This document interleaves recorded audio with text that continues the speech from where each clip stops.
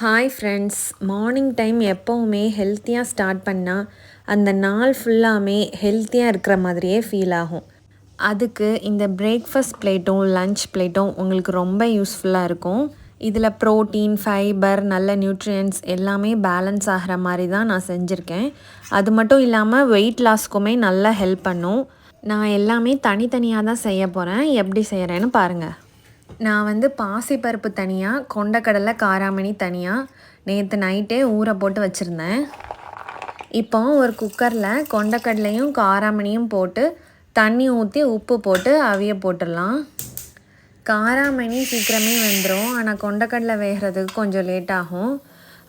அதனால் நம்ம ஒரு 5-6 விசில் கிட்ட வச்சுக்கலாம். சைடில் 2 முட்டையும் அவிய போட்டுக்கோங்க. ஸ்வீட் பொட்டேட்டோவை நல்லா கழுவிட்டு அதில் உள்ள தோலை எல்லாமே சீவிட்டு அதை குட்டி குட்டியாக கட் பண்ணிட்டு ஸ்டீமர் பிளேட்டில் வச்சு குக்கரில் வச்சு தான் அவிய வைக்க போகிறோம். குக்கரில் தண்ணி ஊற்றிட்டு அந்த ஸ்டீமர் பிளேட்டை அப்படியே உள்ளே வச்சு வேக வைக்கணும். ஒரு 4-5 விசில் வந்ததுக்கப்புறம் ஓப்பன் பண்ணி பார்த்தா நல்லா வெந்து வந்துருந்துச்சு. அவ்வளோதாங்க, கொண்டக்கடலை காராமணி ரெடி பண்ணியாச்சு. ஸ்வீட் பொட்டேட்டோவும் ரெடி ஆகிடுச்சு. முட்டையுமே அவிஞ்சிட்டு வாங்க பிளேட்டிங் பண்ணிடலாம். ஃபஸ்ட்டு கொண்டக்கடலை கொஞ்சம் எடுத்து வச்சுக்கிறேன். கொண்டக்கடலை காராமணியில் நிறைய ப்ரோட்டீன் இருக்கிறதுனால நம்ம கொஞ்சம் சாப்பிட்டாலுமே அது நல்ல ஃபுல்ஃபில்லாக இருக்கும். அடுத்தது ஸ்வீட் பொட்டேட்டோவும் எடுத்து வச்சுக்கலாம். ஸ்வீட் பொட்டேட்டோ நல்ல வெயிட் லாஸ் பண்ண ஹெல்ப் பண்ணும், ஈஸியாக டைஜஸ்ட் ஆகும். அடுத்து ஒரு முட்டையை அவிச்சு வச்சுருக்கேன். அதுக்கு மேலே கொஞ்சம் பெப்பர் பவுடர் போட்டிருக்கேன். அடுத்தது ஃப்ரூட்ஸுக்கு ஒரு கொய்யாப்பழம் வெட்டி வச்சுருக்கேன். கொஞ்சம் ப்ளூபெர்ரிஸும் வச்சுருக்கேன். எப்போவுமே இதே மாதிரி மார்னிங் சாப்பிட்டா அந்த நாள் ஃபுல்லாமே ஆக்டிவாகவும் நல்லா ஸ்ட்ராங்காகவும் இருப்போம். அடுத்து ஹெல்த்தி லன்ச் பண்ணிடலாமா?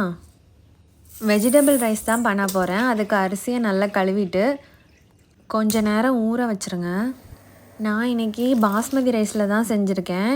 நார்மல் ரைஸ்லேயும் பண்ணிக்கலாம். தண்ணி கொதித்ததும் அரிசியை போட்டுட்டு கொஞ்சம் உப்பு போட்டு வேக விட்டுருங்க. இப்போ ஒரு பேனில் எண்ணெய் ஊற்றிட்டு அதில் கொஞ்சம் பல்லாரி, பூண்டும் சேர்த்து நல்லா வதக்கிக்கோங்க.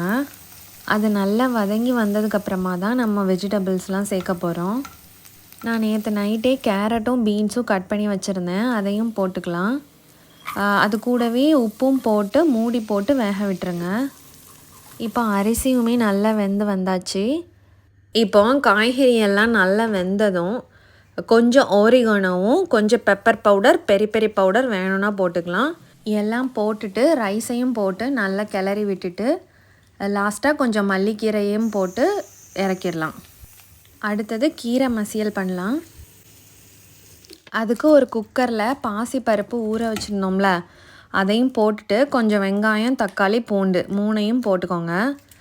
நான் பாலக்கீரை தான் எடுத்திருக்கேன். பாலக்கீரையை நல்லா கழுவிட்டு குட்டி குட்டியாக கட் பண்ணிவிட்டு அதையும் போட்டு அது கூட தண்ணி ஊற்றி மிளகாப்பொடி, மஞ்சப்பொடி, சீரகப்பொடி, பெருஞ்சீரகப்பொடி, உப்பு இது எல்லாமே போட்டுட்டு நல்லா கிளறி விட்டுட்டு குக்கரை மூடி வச்சு ஒரு 5-6 விசிலில் வேக விட்டுருங்க. நல்லா வெந்து வந்ததுமே மசிச்சு விட்டுட்டு தண்ணியை வற்ற வைக்கணுன்னா வற்ற வச்சுக்கோங்க. லாஸ்ட்டில் மல்லிக்கீரையை போட்டு ஒரு ஸ்பூன் நெய்யும் ஊற்றி இறக்குனா நல்ல மணமான கீரை மசியல் ரெடி ஆயிரும்.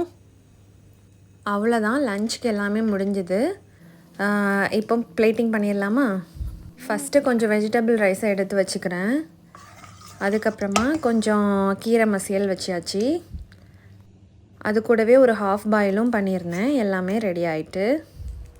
இந்த 2 காம்போவுமே ரொம்ப லைட்டாக ஹெல்த்தியாக டேஸ்டியாக இருக்கும். கண்டிப்பாக நீங்களும் ட்ரை பண்ணி பாருங்கள். பிடிச்சிருந்தால் லைக் பண்ணி, ஷேர் பண்ணி, சப்ஸ்கிரைப் பண்ணிக்கோங்க. பாய்.